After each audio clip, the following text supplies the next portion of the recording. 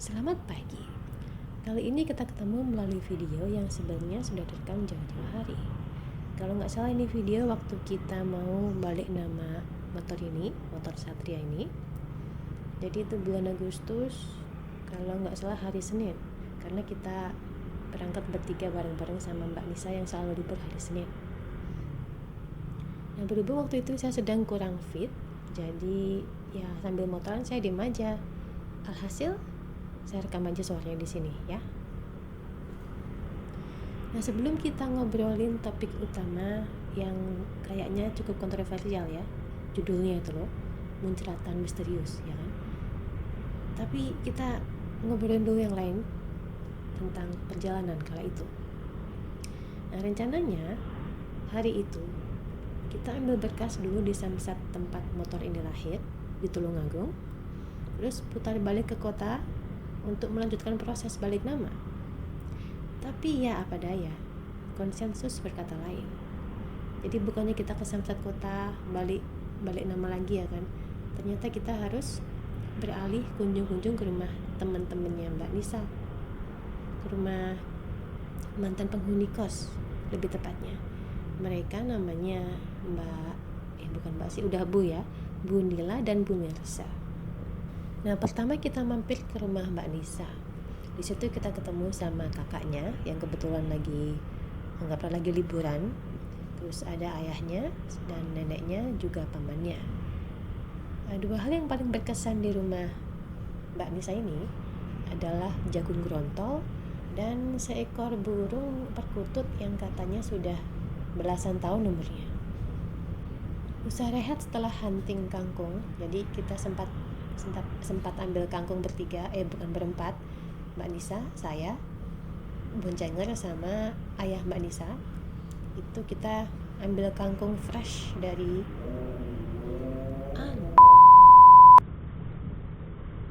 Nah jadi selesai itu kita kunjung ke rumah Bu Mirsa. Ya Bu Mirsa ini sedang hamil muda ya, sama seperti Bu Nila. Nah ceritanya di rumah Bu Mirsa ini kita sempat nggak ketemu. Kita sempat nungguin ini orang-orang pada di mana. Rupanya Bu Mirza sekeluarga itu sedang keluar bermobil. Jadi Bu Mirza, suaminya, ayah ibunya, dan kakaknya, adiknya juga, semuanya satu mobil barusan jalan-jalan.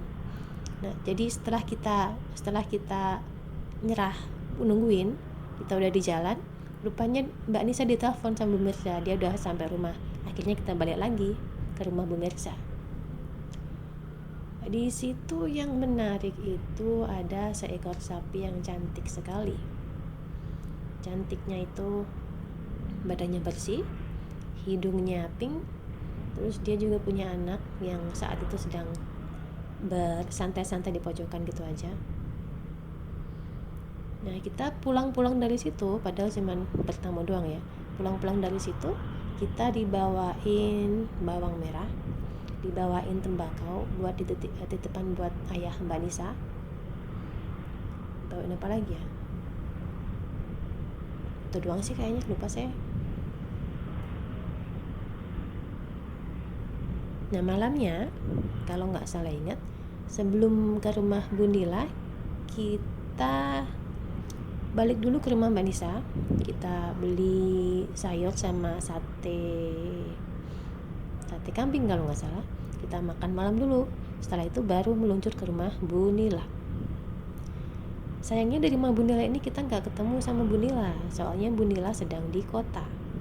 Jadi kita ketemunya sama, kalau nggak salah neneknya atau ibunya ya, itulah, sama adiknya.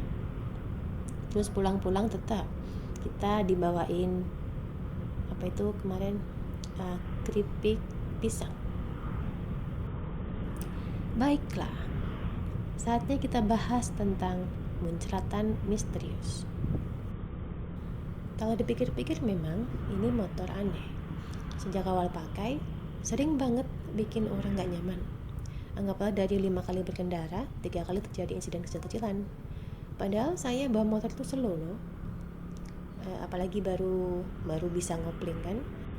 Mari kita ingat, hampir disenggol mobil 2 kali, hampir disenggol emak-emak 1 kali. Insiden mobil dan emak-emak itu keduanya sama-sama di persimpangan perempatan Anam Pemirah yang sama.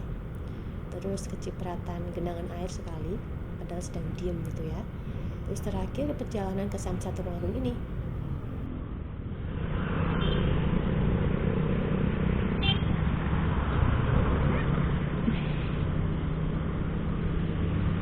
Kalau misalnya Pak jadi Tulungagung, siapa tahu Pak bosan, aku mau lagi beli kayak gitu.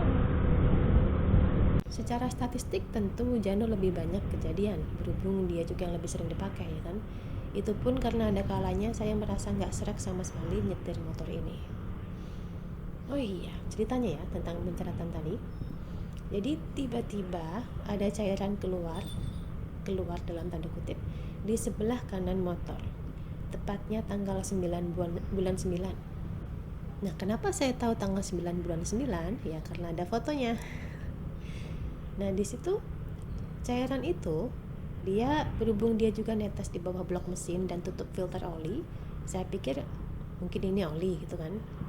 Ya sudah, hari itu entah hari itu atau kapan, yang jelas saya bawa ke bengkel. Di situ diberikan solusi sama mas mekanik, dilem sedikit tutup filter olinya. Setelah itu sempat lega sekejap. Ternyata ada lagi cairan yang muncrat. Kali ini dia di tengah-tengah motor, tepat di belakang ban depan. Nah, kalau dilihat di cover body lain nggak ada cairan apa-apa, cuma di situ aja gitu loh. Dan kali ini saya diemin aja, karena ya mungkin masih penyesuaian ya kan. Terus mas mekanik juga bilang kemungkinan sih itu cairan dari kabel kopling. Ya udah, jadi saya diemin dulu kali ini. Saya lihat mungkin next time nggak ada lagi. Ternyata saudara-saudara muncul lagi itu cairan, kali ini di sebelah kiri. Nah, ini motornya agak dekil sedikit karena waktu itu sempat saya titipin ke mas mekanik selama 2 hari supaya dipakai sama beliau, karena ada dugaan bahwa Satria ini agak ngambek karena nggak pernah dipakai ngebut. Ya udah, berhubung masnya bisa ngebut ya kan, saya serahkan ke beliau. 2 hari dia pakai ngebut kalau nggak salah 120 kpj gitulah. Dan di situ aman, nggak ada munceratan apa-apa. Setelah saya jemput ya kan, ternyata ada lagi saudara-saudara munceratan itu. Kali ini dia muncul di sebelah kiri headlight.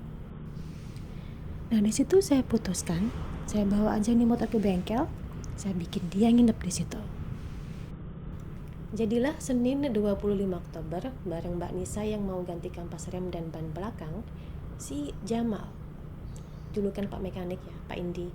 Beliau panggil semua Satria sebagai Jamal. Jadi Jamal ini nginep di bengkel. Tak lama hari Kamis, saya dapat WA dari Mbak Inta. Jamal siap diambil katanya. Terus sayangnya saya baru bisa Jumatnya baru bisa ke bengkel, dan di situ terungkap sudah misteri munceratan Jamal. Katanya hari kedua sore Pak Indi melihat sosok yang beliau sebut gerandong. Saya nggak bisa menggambarkan gimananya, tapi yang jelas cairan-cairan misterius itu bukan berasal dari motor. 2 malam loh dia ditelanjangi ya kan, ditelusuri, sama sekali nggak ada indikasi kebocoran dimanapun. Saya juga nggak tanya detailnya gimana. Pak Indi bilang ini motor sudah aman, sambil berpesan selama 3 hari jangan parkir Jamal di tempat biasanya. Alhasil Jamal tidur di luar. Nah, kalau diingat lagi juga, sudah cukup lama saya merasa hidung saya ini kayak gangguan gitu loh.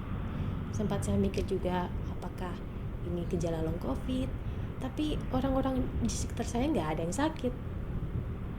Berarti nggak mungkin kan ini gara-gara corona gitu kan. Jadi yang saya rasakan itu bau-bauan yang harusnya khas terkesan seperti pesing buat saya. Mulai dari sabun cuci piring, terus ada minyak kayu putih, ada juga oli gardan yang harusnya baunya nggak enak itu, ada pesing-pesingnya loh. Saya juga cari-cari di sekitar Janu, di sekitar motor semuanya, nggak ada bekas kencing kucing, nggak ada. Terus akhir-akhir ini juga saya baru sadar gitu, bawaannya tuh nggak nyaman, nervous, nggak bisa nyantai sama Janu.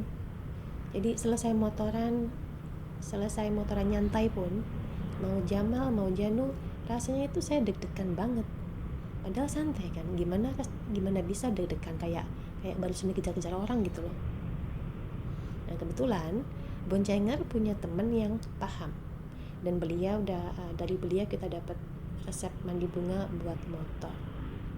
Sejak itu sungguh sangat disyukuri aja gitu ya. Minyak kayu putih baunya enak, terus motor baunya semerbak ya. Sampai tujuan juga ya udah kalem aja, nggak ada deg-degan lagi, nggak ada keringatan lagi, walaupun suhu dingin sekalipun. Ya saya ingat habis motoran itu selalu deg-degan dan keringatan. Ya percaya nggak percaya masing-masing aja sih ya. Yang jelas Jamar ini masih ada PR-nya. Dari depan itu kita ada piringan cakram yang peyang karena dia jatuh bukan karena saya. Untungnya kita belum pernah jatuh berdua, karena ini yang bikin jatuh yang punya sebelumnya. Dia cakramnya peyang, jadi kadang waktu dituntun motornya dia bunyi kena kampas. Terus kampasnya juga nih kampas bekas limbah motor lain. Jadi ini kampas depan belum diganti, tapi kampas belakang masih tebal banget. Tapi kayaknya kalau depan diganti bakal minta ganti cakram juga deh. Soalnya pasti karena lebih tebal, kena piringan cakram makin bunyi kan, mampus lah. Nantilah tuh. Lalu ada switch rem belakang yang sering nyangkut. Ini kemarin tuh kalau nggak salah sekalian dilepas sama mas mekanik, daripada nyangkut aja, jadi dilepas aja. Terus switch rem depan juga udah diganti kemarin itu sama pak mekanik, kali ini Pak Indi. Itu switchnya udah jadi bubuk katanya. Jadi dia pas dilepas dia udah panas. Mungkin ada konslet juga di situ kan. Lainnya dari motor ini kayaknya ban. Pertama itu soal ban. Soalnya dulu pertama ganti saya buru-buru karena saya lihat bannya itu sejak 2016 kan belum diganti. Terus kondisi ban depan udah ada retak di tengah-tengah, bukan di dinding ban tapi di tengah-tengah. Takutnya kan kenapa-napa. Ya udah, saya buru-buru ganti tanpa riset, tanpa cari-cari. Pokoknya ganti aja dulu. Akhirnya dapat ban yang ya udah nggak cocok sih sebenarnya. Tapi udah pakai dulu sampai masanya nanti baru ganti yang sudah saya riset kemarin itu. Terus ada juga bodi yang ada pecahnya dikit. Itu karena ambruknya kemarin. Terus cover knalpotnya banyak juga. Sama yang baru ketahuan tutup mesin yang agak penyok kena kickstarter kayaknya, tapi nggak tahu juga ya, kok kelihatannya normal juga di situ, nggak tahu juga sih. Nah sebelum kita akhiri video kali ini, ada sedikit update dari muncratan misterius Jamal ya. Nah setelah hari itu tanggal berapa sih? Ini ceritanya tanggal 25 kak, catatan saya di sini. Tanggal 25 itu baru saya buka bagasi Jamal kan. Itu kemarin setelah mandi kembang, ceritanya ada beberapa bunga yang dimasukkan ke bagasi. Nah di bagasi Jamal itu bunganya busuk saudara-saudara. Sementara di bagasi Jano yang juga kebagian mandi kembang, bunganya nggak busuk, dia kering dan tetap wangi gitu. Di Jamal nggak, dia busuk semuanya. Entah kenapa, lucu kan ya. Terus yang lebih lucu lagi, kan ini Jamal sempat ada masalah ban belakang. Dia angin ban itu rembes dari sela-sela velg karena rambut ban yang nggak dipotong, jadi dia keluar dari situ. Setelah beres, saya kan sempat pakai pentil yang ada indikatornya. Nah di situ pentil asli saya simpan di bagasi. Setelah selesai urusan, saya mau pakai pentil yang asli lagi kan. Saya buka bagasi, pentilnya nggak ada.